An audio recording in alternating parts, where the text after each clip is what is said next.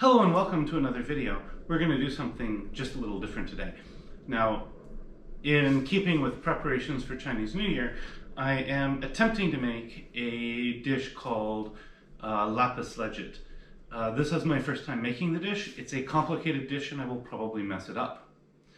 But one thing we can always improve as cooks is our prototyping skills. In other words, our ability to try to make a dish the first time, look at it critically, and figure out how to improve it the next time. So that's what this dish is, that's what this video is going to be about. I hope anybody trying to make this dish will find my mistakes helpful, and I hope in the near future, or maybe next year, I can come back with a full video on how to make this dish perfectly. But it's going to take me several times to get there, and so I figured an early version dish video might actually be appreciated. Sometimes people have reached out to me about this, so we're going to go ahead and do this. Lapis legit itself is a finely layered cake. It's most similar today to the German Baumkuchen, but it's spiced differently. So this dish was probably brought to Indonesia by the Dutch colonists, but it underwent a different sort of transformation there than in the Netherlands itself.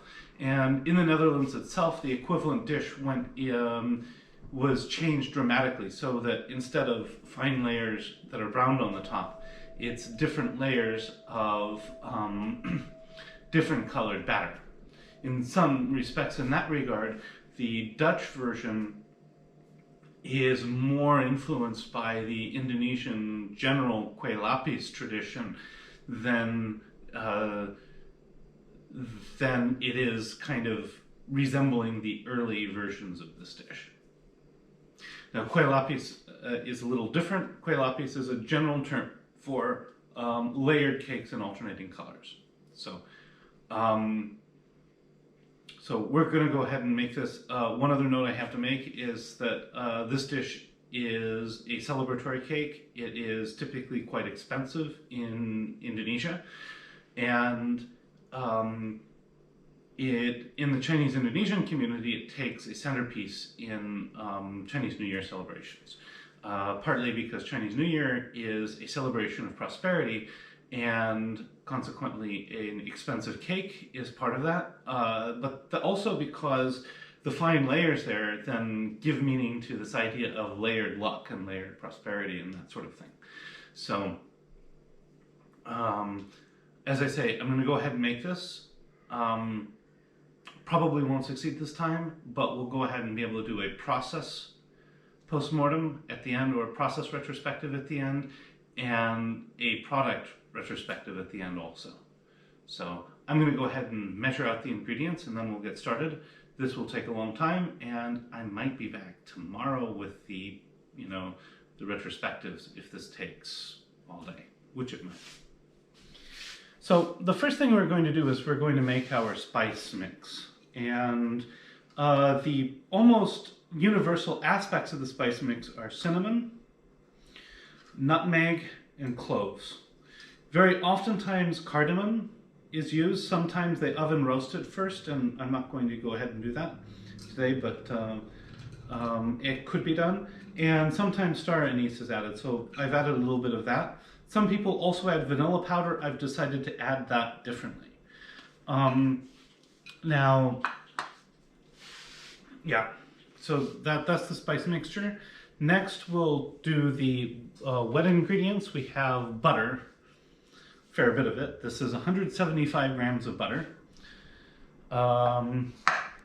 We'll add to this 10 egg yolks, a teaspoon or two of sweetened condensed milk, and we'll blend that all up really nicely. And then to that we will add, this is 175 grams of powdered sugar and 1 packet of vanilla sugar. The vanilla sugar is optional, but since some people add vanilla, I figure sounds like a good addition. And then I have 100 grams of an all-purpose or low-gluten flour in this case, type 405 flour in Germany. You could use a similar, like an all-purpose flour in the US, or you could use, you could even go with something maybe like a barley flour if you really, really wanted to. So I've opted to hand grind my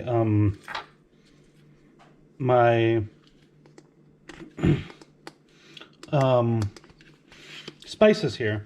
So I've gone ahead and I've put the whole spices in a spice grinder, and I'm just going to grind them like this. It may take me a few minutes.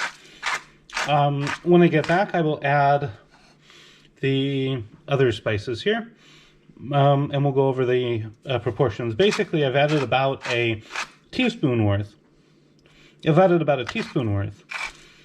Of cardamom, cloves, and maybe a star anise, maybe a bit less than that for the star anise. And then we will add muscat nuss, which is nutmeg, and cinnamon in already ground form after this. So to that mixture, I've now added half a teaspoon of nutmeg, ground nutmeg, and a full teaspoon of cinnamon. That makes the bulk of the cinnamon, since everything ground down really well. But it's also flavored with nutmeg and cloves and star anise and cardamom. So now we're going to go ahead and start with the wet ingredients, and then from there we will start to sift in our dry ingredients. So the first thing we're going to do is we're going to start to mix our butter, and we're going to beat it with the powdered sugar. So let's go ahead and start that.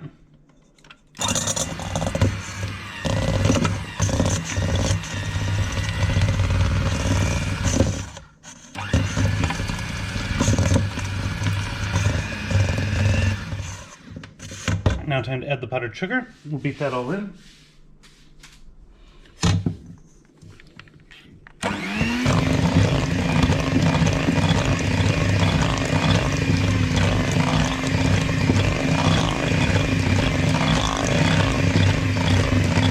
So this has been about 10 minutes or so, and you can see everything's really nicely incorporated.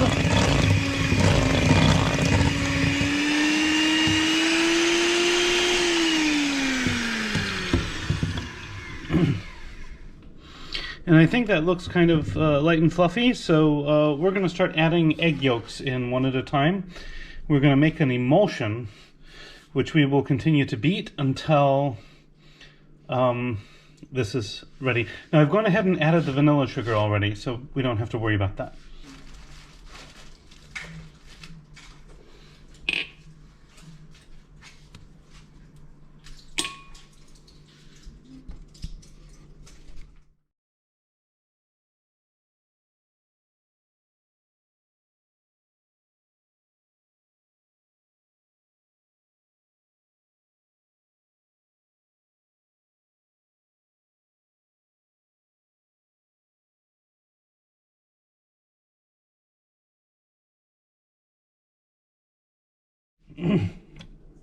So now I've just added about 2 tablespoons of the sweetened condensed milk, and we'll go ahead and beat it again, and then we'll have the basic wet ingredient part done to add the flour.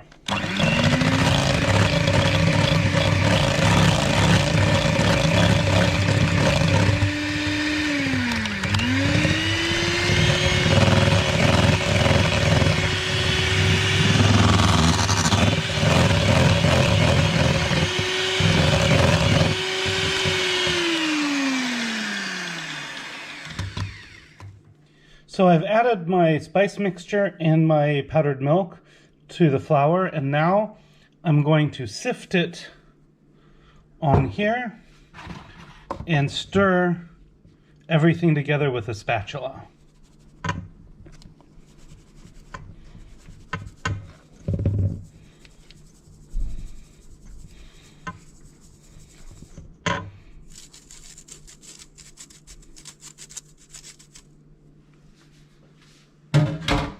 And a little bit of the spice mixture didn't get ground fine enough to go through the sieve, that's fine. But we're going to go ahead, stir this together now, and this then becomes our main batter. And I'm going to go ahead and make this in a small loaf pan. I don't really know how many layers I'm going to get out of it, because I'm making a smaller batch, perhaps than many others would. But I'm going to go ahead and stir this until it's well integrated, and then we'll go ahead and get started in the baking process. Now that the oven's preheated, I'm going to just take 1 spoonful of this, and I'm going to spread it on the bottom of this baking paper. Well, I guess I'll take a couple spoonfuls. This baking paper lined loaf pan, because I think this will be a fairly small cake. And we're just going to make a very thin, small layer of batter at the bottom. Then I'm going to put it in the oven at 180 Fahrenheit. That's about 325 or so Fahrenheit. There we go. And we're going to go ahead and bake this until it starts to brown. So I'll be back in a few minutes, and we'll add the next layer. So I should probably leave this in a little longer, even on the first one, but I'm just, for the interest of moving this along a little bit, I'm going to go ahead and start the second layer now. And basically I'm going to do the same thing with the second layer right on top of the first layer. I'm going to spread a thin layer of batter, and I'm going to put this back in. And we're going to go ahead and repeat this until all of our batter's used up. This might mean I might be back tomorrow with the taste test, depending on how much daylight I have left. At any rate, I will see everybody. I'll keep this up, and when we're done, I'll be back. Now, it's worth noting that after the first layer, the batter starts to melt. And so it's really easy to get nice even layers after the first layer. So this is going to go back in, and as I say, I'll be back once all the layers are done. So, on the process retrospective, there are a couple of things that became pretty apparent to me in the process of making this. The first is, Wijsman butter is typically in cans, is typically stored at room temperature in Indonesia. And this means that one thing that's not going to be found in the Bahasa Indonesia recipes is that the butter would really be better softened. So in the event where you're cooking in a temperate climate, particularly at winter, you need to soften the butter first. That was something that I didn't do, I should have done, and would have been much, much better. The second thing is, I found managing the cake in a narrow loaf pan to be really, really difficult. I think in the future I would make a much larger cake and avoid these narrow loaf pans, because managing the batter in that is actually a real problem. Let's see, a third major process improvement in this case would be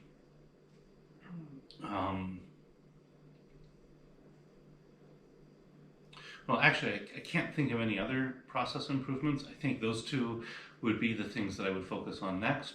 I might also try to keep the batter at a warmer temperature also. That would keep it softer, and it would keep it easier to work with. Hopefully I could get thinner layers. I was struggling a little bit to keep layers consistent without them being thick, and we'll see that as we get into the product retrospective also. Product retrospective has several major points also. So there are several major things that I did wrong, and we'll go ahead and look at that in a moment. So now I'm going to cut a piece of this off, and we'll look at it together. This is remarkably dry, so I messed something up there. I think this probably needs more butter. Also, notice how this gets darker down here. That's a bad sign. I would say next time I would probably run this with only the top element on in the oven instead of the bottom. You can see it got a little burned at the bottom and a little burn on the sides. So the side burning may be normal. I've noticed usually when you buy Kue Lapis, it's had the sides cut off. So you see something much more like this. But it still shouldn't be getting dark like this down below. I think it's dry partly because it got overcooked and partly because maybe there's not enough butter. So next time I would add more butter. And I would run only the top heating element, and I'd probably use a larger baking dish with the idea that I could cut a little more off the sides. So on to tasting it.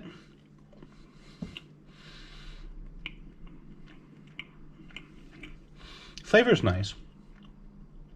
I think I got the spicing right. Really have no complaints about the flavor at all. But there's one other thing to notice here, and that's that these layers are really, really inconsistent and relatively thick. And I think that this is also something that contributes to it being overcooked. If I had a dough that was, or a batter that was easier to work with, I could probably have thinner layers, and those layers could be more properly cooked if I had the heating element on the top. So more butter, probably a little less sugar. This is a bit sweet, and keep the batter warmer so that it's easier to spread, and finally cook it with only the top heating element on. So those are the main points that I'm getting here, and I'm looking forward to trying this again. Hopefully fairly soon I can do a video on how to make this dish properly.